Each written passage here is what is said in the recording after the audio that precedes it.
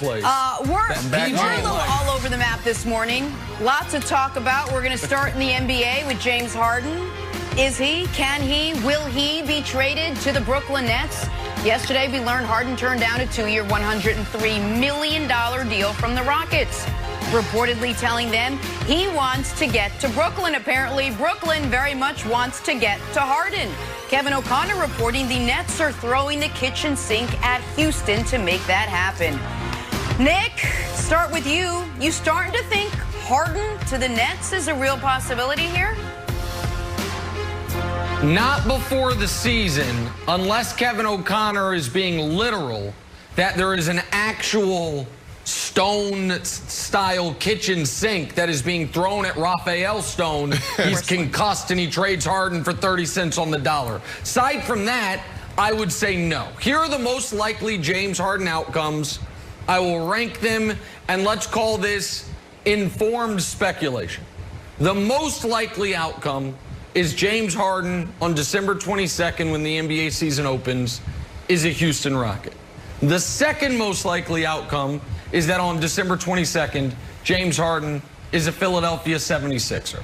The third most likely outcome is that James Harden is on what I would call a mystery team, meaning a team that has not yet announced itself in these sweepstakes, like such as, hey, Chicago Bulls, Kobe White, Zach LaVine, Lauri Markkanen for Harden. You interested in that? What about the Utah Jazz? Would they give up Donovan Mitchell for James Harden because Harden might be a better fit personality-wise and stylistically with Rudy Gobert? I would include the Celtics, but we know Danny Ainge doesn't actually try to compete for championships. He competes for offseason assets. But one of those teams. And then the fourth most likely outcome is that the Brooklyn Nets acquire James Harden for, as Wild's buddy Bill Simmons would call it, the poo-poo platter of Spencer Dinwiddie, Karis LeVert, Jared Allen, and some bad picks before the start of the season. So I do not think this is going to happen. And if it were to happen, Jenna, I think it would happen during the season if things go seriously awry in Houston.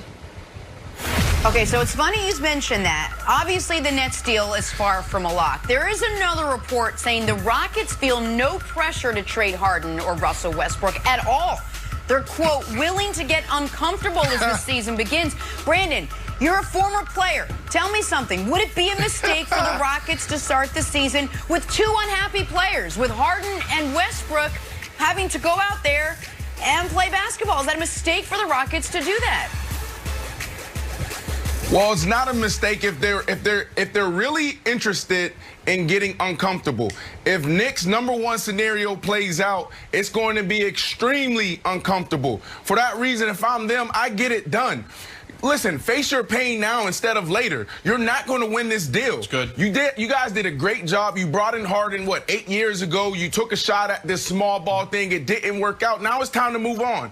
So as a player, if I'm Harden, I'm actually probably a little bit more angry this morning hearing that, because I'm going to wake up to this news, and the first thing I'm going to think about is, well, you let the general manager walk out.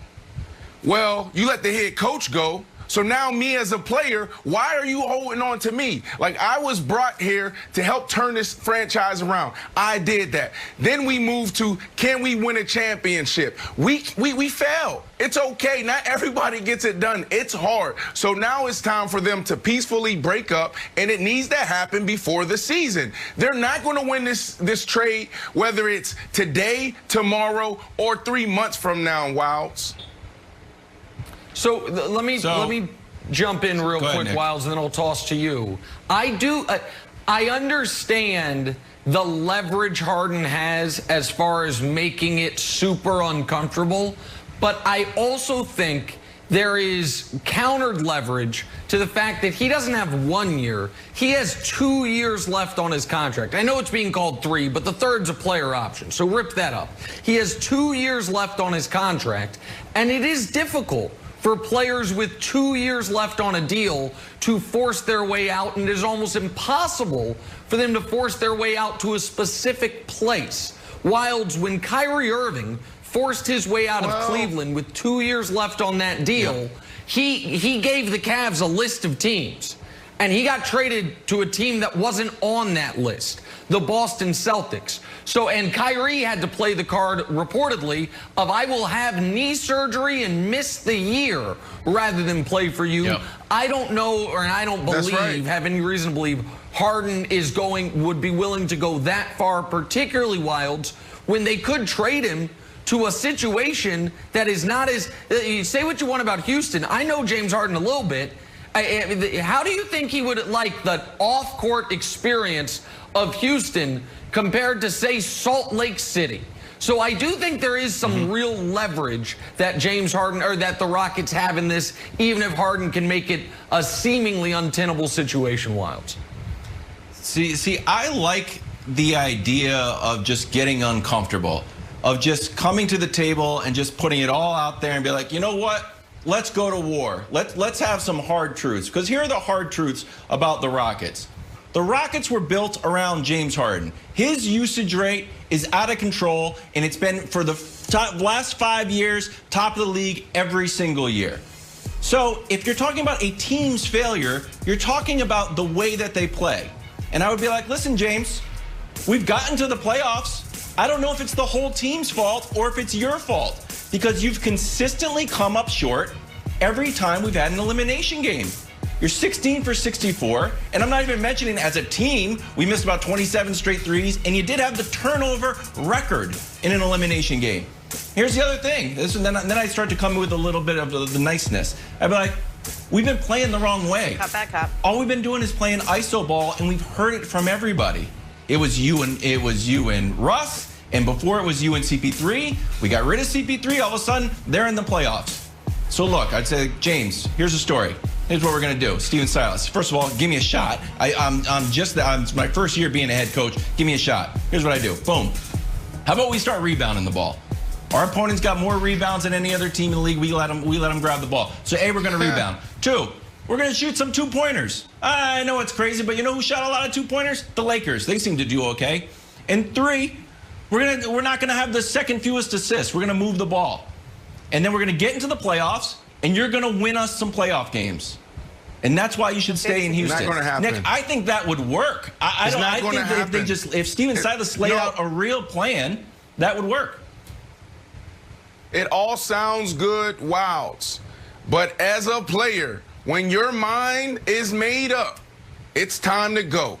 That's going to be an uncomfortable situation. You got to think about the temperament of these two players. Harden, Nick, you talked about it yesterday. He's a little bit more reserved, a little bit more laid back. He has a lot of chill to him. And then Westbrook, he'll tell you how he feels. So those two players being in that locker room is going to make it uncomfortable for everyone. The janitor, the 12th guy on the bench, the 7th assistant coach. It's going to be uncomfortable. Move on. Let me just ask you one quick question, though, Brandon, because Wilds brought up an important name in this. Steven Silas, the new head coach of the Rockets.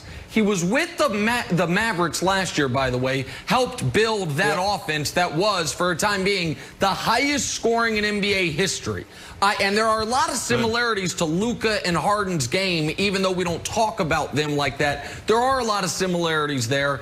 And I know, whether he is or not, Harden thinks I'm far better than Luka, and look at what Luka did. If you're James Harden, if Steven Silas calls you and says, can I have 6 weeks? The trade deadline is not approaching. Can we have the short training camp and the month of January to see how this will work? Does that move you at all, Brandon? Because it is a new head coach, it is a new GM, so it is a new situation, at least somewhat. Yeah, not at all, because you're looking at the personnel. You don't have the guys in that locker room to get it done. James Harden is trying to win a championship. So it doesn't matter what coach you bring in, with your general manager, if he's a new general manager or not. Do I have the guys next to me that's going to help me get it done? So no, it takes me back to the Jet situation, and you love to take this conversation to a whole nother level. You blow it out of proportion. But the Jets, it's the same situation. It was like, look, I'm looking around, I'm like, I don't think we have it to get to win a championship. I'm going into my 11th, 12th year, and it's time for me to go pursue that. And they couldn't offer me enough money. They couldn't tell me what their plan was this year and 2 years from now, 3 years from now. I wanted to win now.